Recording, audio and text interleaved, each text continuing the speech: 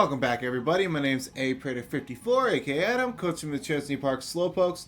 Today I bring you my Season 4 draft analysis for CBN, Scarlet, and Violet this season. It's going to be singles on the 20-minute timer. The logos you see at the bottom of your screen are the current coaches.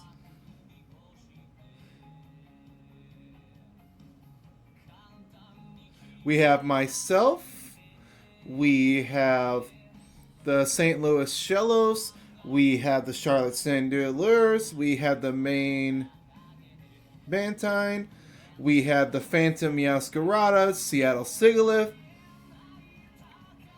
I don't know what the Malmeta one is. I think it's Central America. No, it's something Academy.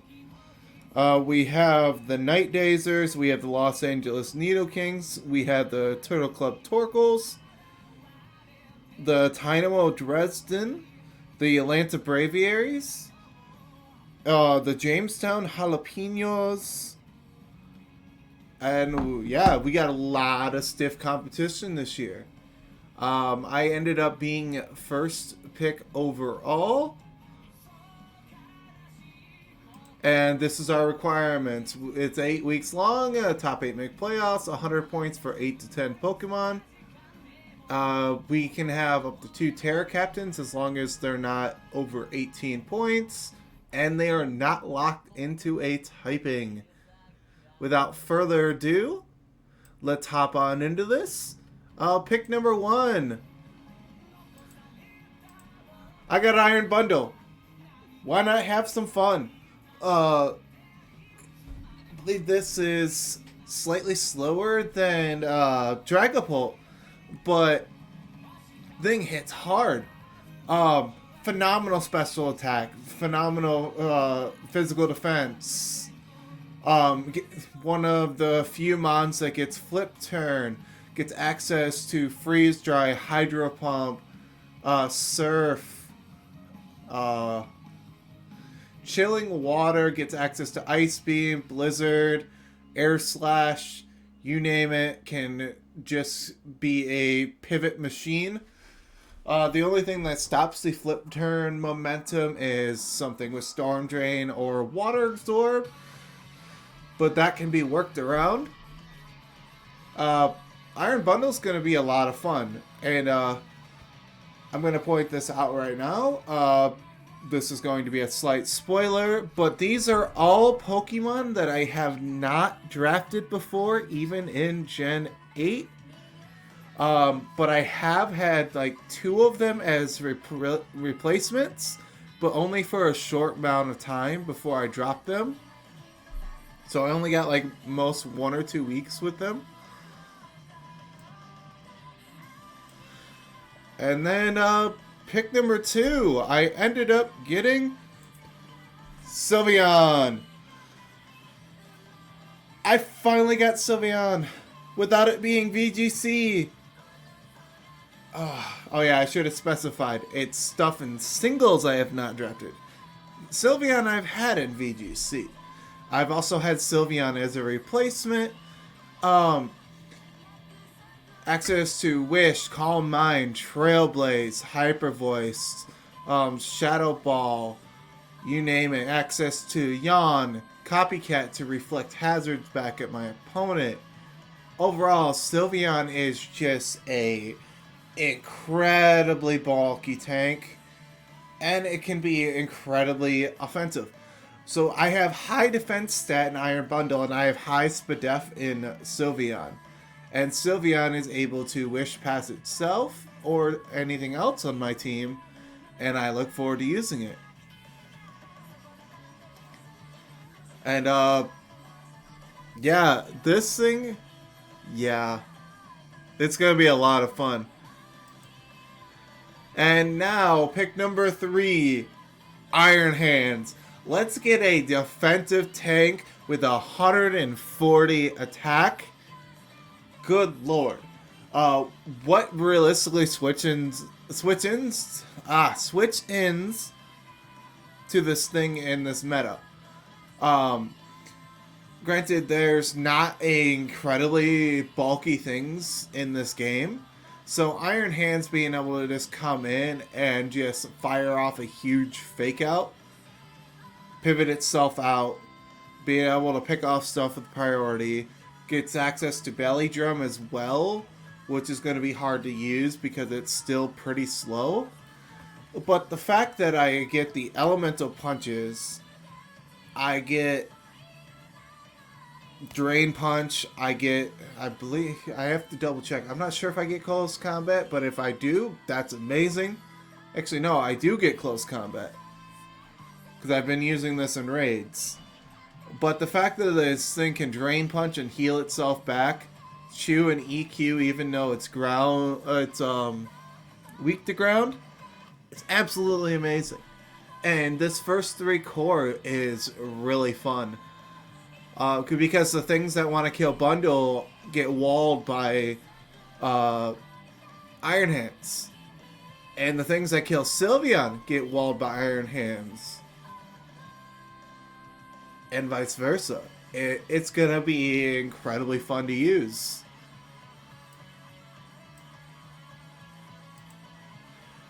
Pick number 4, I got Haxorus. Finally.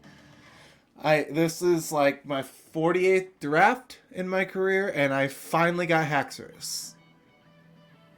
That's insanity. Granted, it lost quite a bit, but it also gained a bit as well. God, what move did it gain? I'm drawing a blank. But this thing still gets first impression. It's still incredibly high attack stat. I believe it's even higher than Iron Hands. But the fact that this thing is able to Dragon Dance sweep, you just need an opening.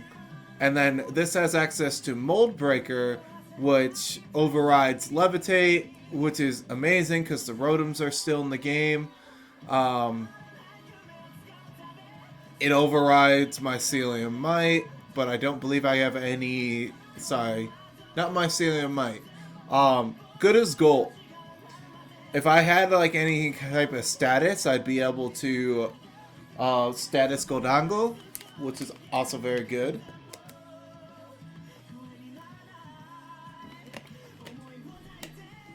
This can spam EQ and not be walled by mons like Bronzong, the Rotoms.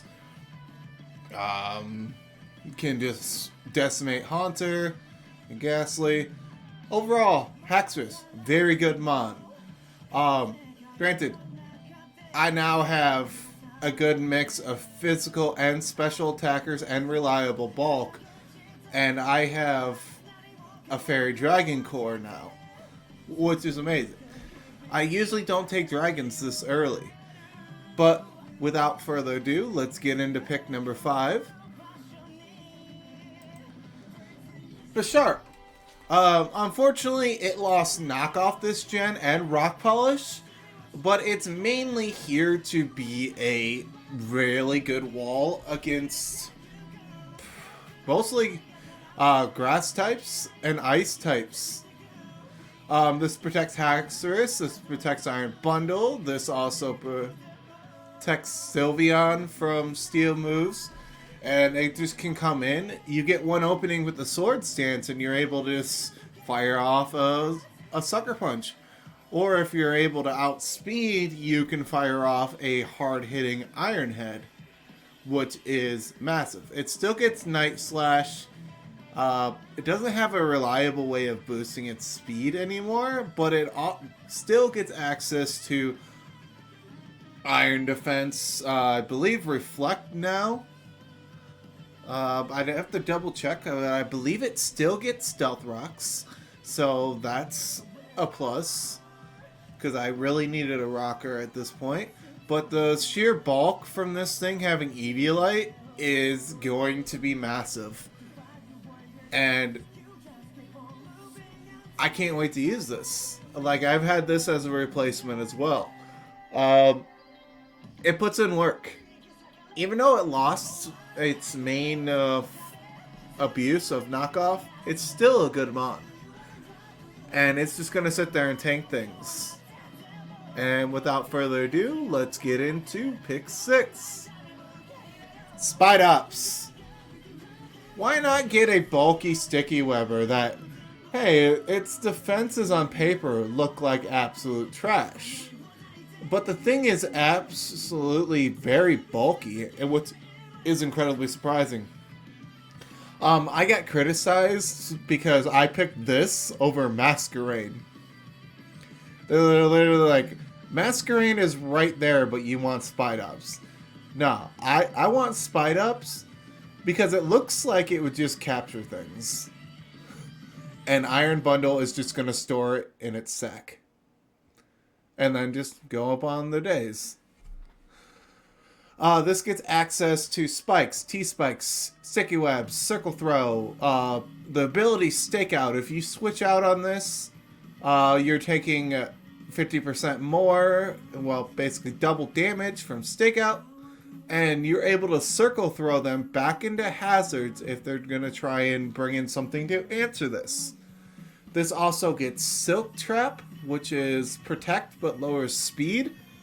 Clicking one Silk Trap and then switching into an immunity is very massive because now they're at -1 speed and I outspeed them with my other Pokemon, which can cause them to have to switch out into something else, which is really huge, especially if all the hazards are up. This thing's main job is hazards.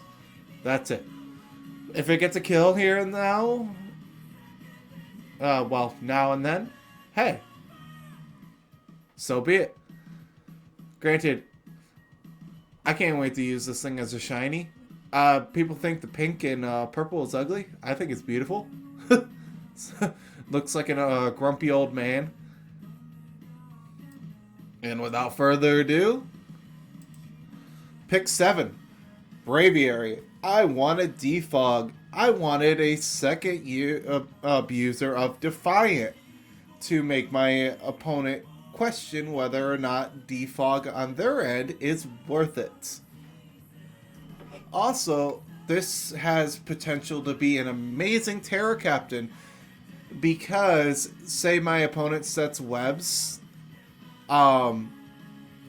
I can change my typing to where I'm no longer flying, and I can come back in later on the webs.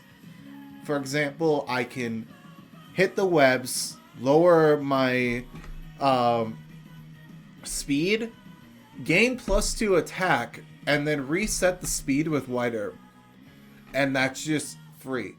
And then this also gets access to agility, bulk up,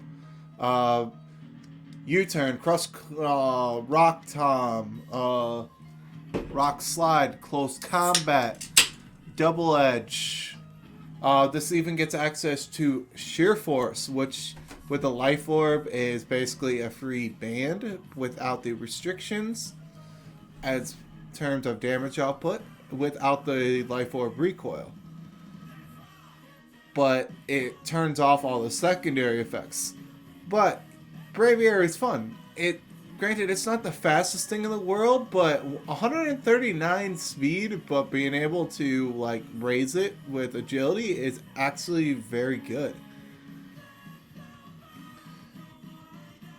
And now we get into pick number 8. Dugtrio. Trapping is allowed in this league. Granted, this mod is incredibly frail, but if this is positioned just right, say I take Trap Their Fire or Steel type that is incredibly weak to ground, I can just kill it. This thing also gets access to rocks, I believe spikes now, and gets gained Sword Stance this gen. So if it's able to trap or bluff the trap, I can run it without it and run Sandforce. I can run SD, let them switch out, and now I'm +2 attack. Spamming, and, I can manually set sand with my team. Now I'm Sand Force +2 with a phenomenal speed tier. What switches in? You're going to have priority to out this. Granted, its main job's going to be trap killing. Get rid of the main threat that my team's weak to, and then call it a day. It can die after that. It is what it is.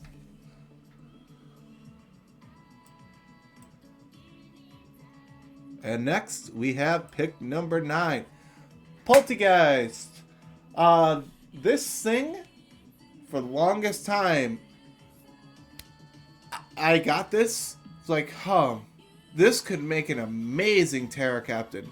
Access to Shell Smash, Strength Set, Will-O-Wisp, Stored Power, gets weak armor to get free stats at the cost of defenses, which further boosts store power. Gets access to Shadow Ball, Hex, with the T spikes that I have on this team and the status options. Hex on this thing can just go to town after one Shell Smash. But overall, Poltergeist is a lot of fun. The only drawback is it's incredibly frail defensive-wise, so a priority move can pick this off. But if I take care of all the priority and then bring this in, Shell Smash, and start sweeping, then hey, that's a teacup party they won't want to come back to. And pick number 10. Toxicroaks. I was like, you know what? I needed a fighting type. I needed a poison type. Might as well.